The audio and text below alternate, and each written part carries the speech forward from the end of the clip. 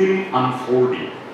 And again, during this COVID period, it has been shown that the early investments on the people, on social development, and widespread participation between the stakeholders, particularly the non-governmental institutions, organizations, and the private sector and the government together actually have brought in a lot of non-conventional solutions for the challenges that we have been facing, particularly in the areas of primary health, education, immunization. So we have done pretty well, not to speak of the inclusive growth that we have been witnessing. Agriculture played a pioneering role, but then we also had supportive role later from the export sector, which you just indicated, and also the remittances, which probably has been playing a more important role. Let me go back to the first slide. This is a slide, which gives on the constant prices with the 2015 data. So you will get, initially you might be shocked that in 1972 the per capita income was 386. Not really. The current price, it was only around 90. I think it was 91 or 92 dollars per capita in 72. And that has gone up to 2,800 plus. I'll come back to that. But this is a constant price. But to give you the the trend that how Bangladesh has been doing so well, initial start was really, as shown in the video, it was a very difficult start.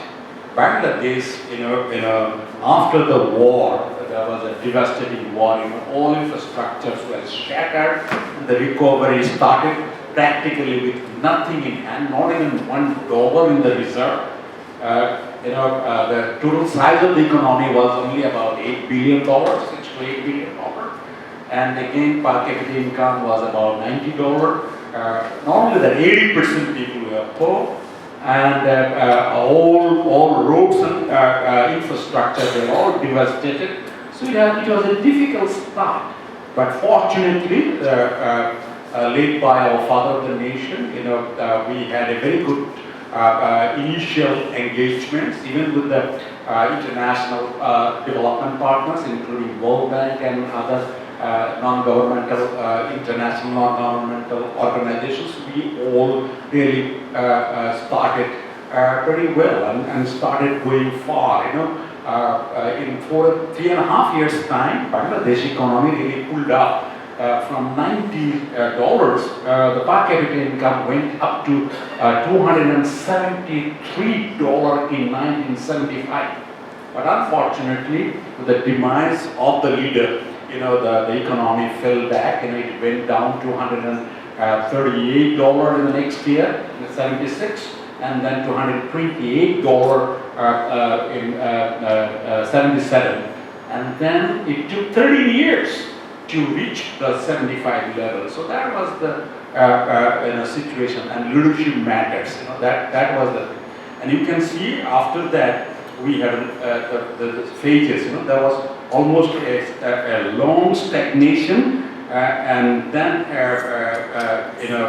even in the new century we still was not so vibrant. But if you can see from 2008 onwards, there was a quantum leap of the inclusive growth, and again 60% of the entire growth process was really during this last 12 to 13 years. So that has been a fantastic start. Next year.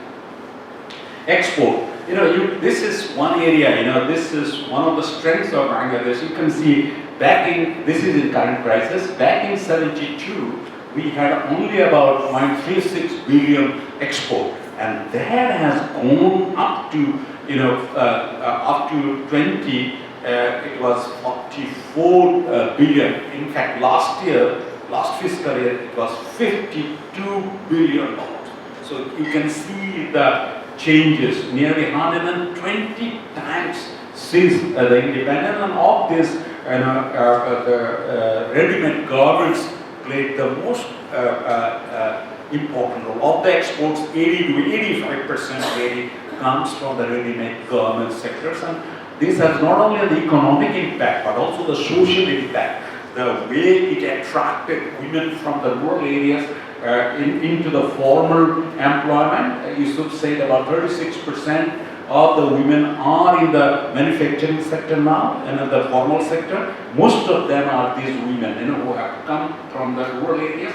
They not only have come from the rural areas, but they have really reskilled themselves. And now they're the ones who not only send money to the rural areas, they also send back ideas, the technology they face here in this semi-urban and urban setup. So this is the real, I would say, interactions going on between the communities, and that has a lot of long-term impact on the social development. Next is import. Import has also been increasing almost 83 times in the last 50 years, and again, this has really picked up in the recent times. Almost 69% of the growth took place during the last 12 to 13 years. But again, as you all know, the COVID and also the Ukraine war actually raised the prices of the import so much that we are having some macroeconomic challenges. I'll come back to that. As you can see, there has been a 6 times growth in the shipping prices and so whatever we import, we had to pay almost 6 times, because of the disruptions, the supply side disruptions, the shipping prices, and the inflation that we see both in different parts of the world and also in Bangladesh. They said, about 1% growth in inflation. Actually, the shipping cost has got a tremendous impact on that. About the current inflation, the global inflation, today's one of the IMF's articles says that nearly 2% of the inflation, global inflation, could be really originating from this high cost of shipping, just alone. So there are many other the higher prices of dollars vis-a-vis other currencies. These are, as you know, Bangladesh is a victim of a global crisis, but we are doing pretty well compared to the challenges that we see. The next is remittance. As I said, remittance has been one of our strengths, and Bangladesh has done so well in terms of remittance. About 1,000 times growth in remittance since 1972. And again, 60% of that growth took place after 2008-9. So whatever you call this leadership of the current government, I think they matter. They have done pretty well in terms of raising the economic status of the country. Not that I was part of it for 7 years, but I'm telling you with the statistics that Bangladesh economy has really taken off of late. The reserve, foreign exchange reserve, this is one area I had to handle this. This has also increased significantly. As I told you, there was literally no reserve when it started. In fact, we got some contributions from the Reserve Bank of India and the Canadian government to start with our macroeconomic initial activity, and we became the member of the IMF involvement with donated money from Canada and other countries. So that was the situation. From there, we really witnessed a growth of the reserve up to 46 billion, which is about nearly 8 months in 2020. Of course, it has come down by now, but even then it is about 34%, on the measures. I remember when I joined as the governor, the reserve was about $6.5 billion in 2009, and when I came out in 2016, we left about $32 billion. So almost, and that continued till 2021. But at the moment, because of the macroeconomic challenges that I talked about, because of the import prices going up, the trade deficit increasing, and also the current deficit increasing, even the balance of payment in the negative. So there is a huge pressure on the reserve, which has really caused some depletion, but at the same time, the depreciation of our taka has taken place by 25%. 25% depreciation is a huge thing, against dollar, because anything we import, say with $1, say our, any child food we importing with $1, that will have 25% higher cost in taka in Bangladesh, just because of the exchange rate, adjustment. So forget about other things. So you can see the pressure that we are facing in Bangladesh. So we saw reserve. But again, just to give you an example about how agriculture has been doing, Yusuf have shown you a video, but let me give you some concrete achievements of Bangladesh agriculture. Bangladesh has been investing in agriculture. In fact, our first government, invested on agriculture, on primary education, and on family planning. So these are the three important areas, and that has been continuing. And you can see the results. Bangladesh agriculture has become much more modern, much more diversified, and much more vibrant. I remember, initially when we did our research, we could not find even one tractor in the villages. Now we don't find even one hand-driven plows in the rural areas. So it's an upside down. I can see that, and the impact of that you can see in the figures. Back between 1973 and 2018, the per capita land really decreased from 28 decimals to 10 decimals. So, and even with that decrease in the per capita, land, for cultivation, you can see the per capita production has increased significantly. The rice increased from 140 kilogram to 240 kilogram during this time after 2018. The fish increased from 11 kg to 25 kilograms. The meat increased from 3 kilograms per capita to 44 kilograms per capita. The egg, there were 15 eggs per capita, that increased to 101. And again, the milk, 6 kilograms per capita to 58 kilograms. Just to give you examples, what fantastic growth that we have seen in agriculture. So now let me sum up. All these have been reflected in our growth rates. And Yusuf has already mentioned about that. We have been, despite all the challenges, Bangladesh has been growing very well. You see the growth line, from 2008, we have been maintaining 6+ growth continuously. In fact, 6.5 outset. There was a drop in 2020 because of the COVID, which was about 3.4 or 5 percentage, mainly because of the COVID. But mind you, this was the growth rate which was 3 times higher than the average growth rate of the world. So that was the time, and then we picked up and we went to 6.94. But then again, Ukraine war came in, so we have readjusted our growth rate. This year it could be 6.5%. So Bangladesh, despite all the challenges, has been doing pretty well. And again, this growth has been very inclusive. You can see the benefits of the growth reaching the bottom of the pyramid. Prior to the pandemic, the poverty and extreme poverty reduced, to 20% and 10%. Yusuf has also shown that. Inflation, we could control it within 6%, but now it has gone up to 8 to 9%, mainly because of the shipping cost and other imported costs. Our inflation is essentially an imported inflation at the moment, so we are finding it very difficult unless the import price can be reduced, and that's very difficult because the dollar still remains very, very high. compared to Taka, and also the shipping cost and other costs remain very high. But again, one of the fantastic things that happened is that Bangladesh went for a massive digitization.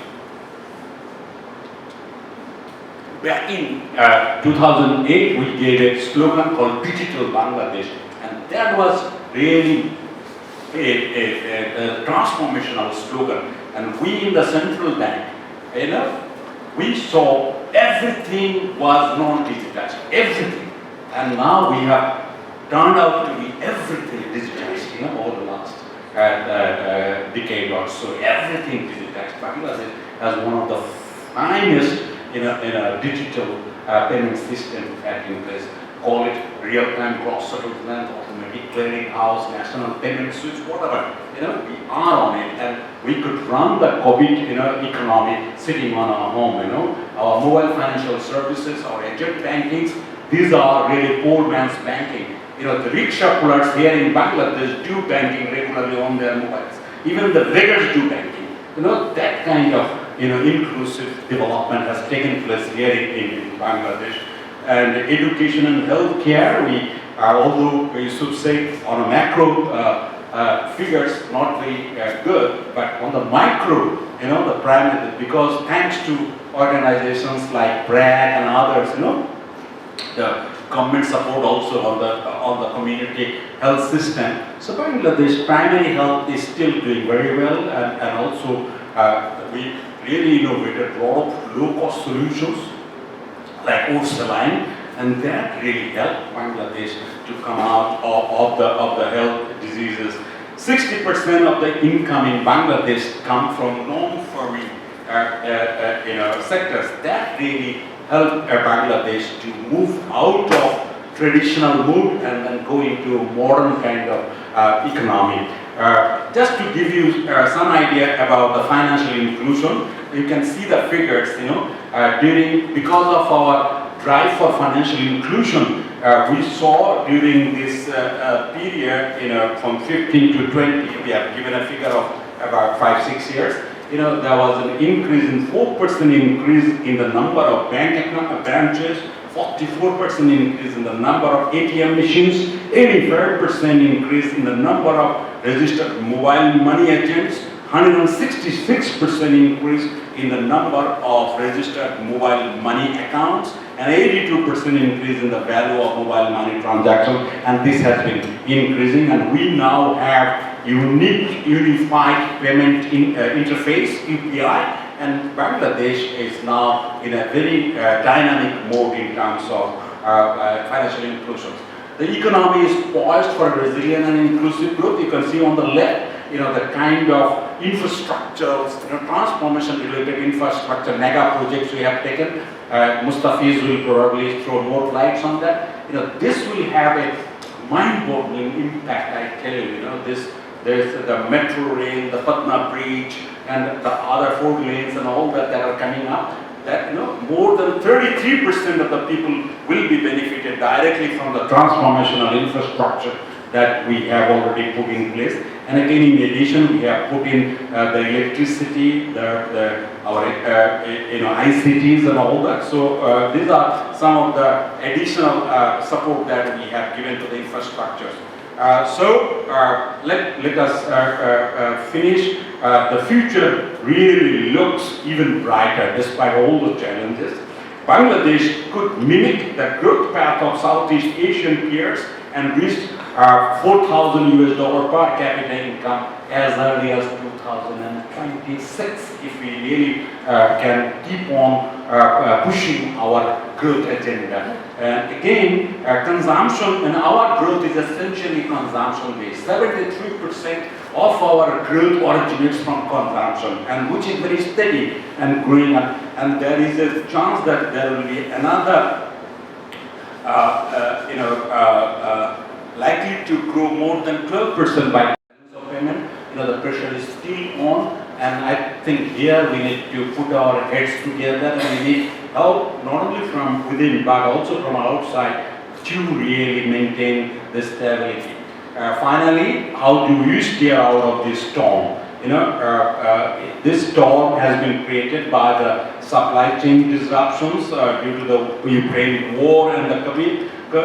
So for that matter, conservative monetary policy of the US or the Fed, when they are raising the policy rates, that has got a direct impact on our economy as well. When the dollar becomes stronger, ours becomes weaker, our currency. So that is a pressure. I hope the Fed really, becomes much more slower in terms of raising the interest rate. Then we will have some good impact. Very high debt pressure on the developing countries, particularly in Africa and many of our countries, Sri Lanka, Pakistan, India, having a lot of debt pressure. Bangladesh also having some pressure, but Bangladesh is managing very well because only 14% of our debt is really external. So that's a very good, a possible new wave of COVID-19 in China, Japan, South Korea, Taiwan, Russia, and other Northeast Asian countries is a headache for many of us. I think this. So how do you go out of this?